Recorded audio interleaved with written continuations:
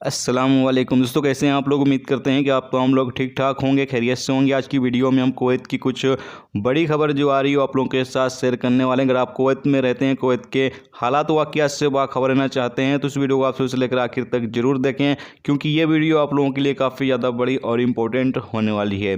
पहली अपडेट ये है कि कुवैत में मिनिस्ट्री ऑफ हेल्थ की तरफ से अपडेट जारी करते हुए बताया गया है कि कुवैत में कोरोना के मरीजों का जल्द पता लगाने के लिए फार्मेसियों और प्रयोगशालाओं के माध्यम से रैपिड एंटीजन टेस्ट को अपनाने की प्रोसेस जारी है। यानी कुवैत के अंदर एक नया टेस्ट शुरू किया जा रहा है जिसका नाम है रैपिड एंटीजन, और यह टेस्ट जो है वो कुवैत के तमाम तर फार्मेसियों और लेबोरेटरी में आपको मिल जाएगा, जिसके ज़रिए ये पता लगाया जा सकता है कि किसी बंदे में कोरोना है या नहीं।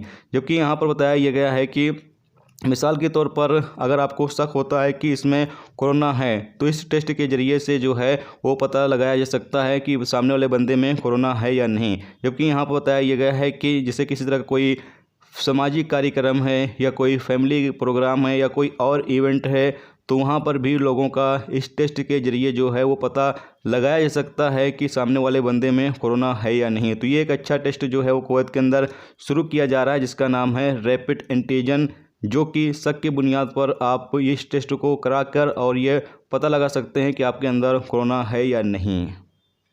इसके अलावा दोस्तों अगली अपडेट ये है कि कुवैत कैबिनेट उन लोगों के लिए क्वारंटाइन के दिनों को कम करने के प्रस्ताव पर चर्चा कर सकती है जिन लोगों ने कुवैत के अंदर मंजूर शुदा जो वैक्सीन है उसकी 2 खुराक हासिल की हुई है, यानी कि 2 वैक्सीन लगवाई हुई है। यहाँ पर बताया ये गया है कि जो लोग कुवैत के अंदर मंजूर शुदा वैक्सीन की 2 खुराक लगवाए हुए हैं उनका जो क्वारंटाइन का पीरियड है वो अभी 14 दिन का है। तो इस सूरत में उनका जो क्वारंटाइन का पीरियड है वो 7 दिन किया जा सकता है। इस पर कुवैत कैबिनेट जो है वो चर्चा कर सकती है। जबकि यहाँ पर यह बताया गया है कि जो दूसरी वैक्सीन है वो लगे हुए 9 महीने के अंदर अगर बंदा आता है कुवैत के अंदर, यानी 9 महीने से ज़्यादा हो जाता है तो फिर उसको 14 दिन का ही क्वारंटाइन किया जाएगा। लेकिन अगर 9 महीने से ज़्यादा का वक्त नहीं हुआ है दूसरी वैक्सीन लगवाए तो इस सूरत में जब वो कुवैत के अंदर एंट्री करे तो उसको सिर्फ 7 दिन का ही होम क्वारंटाइन जो है वो किया जाए। इस हवाले से कुवैत कैबिनेट की जो बैठक होगी इसमें चर्चा होगा और इस हवाले से कोई फैसला आ सकता है। नहीं, जो कुवैत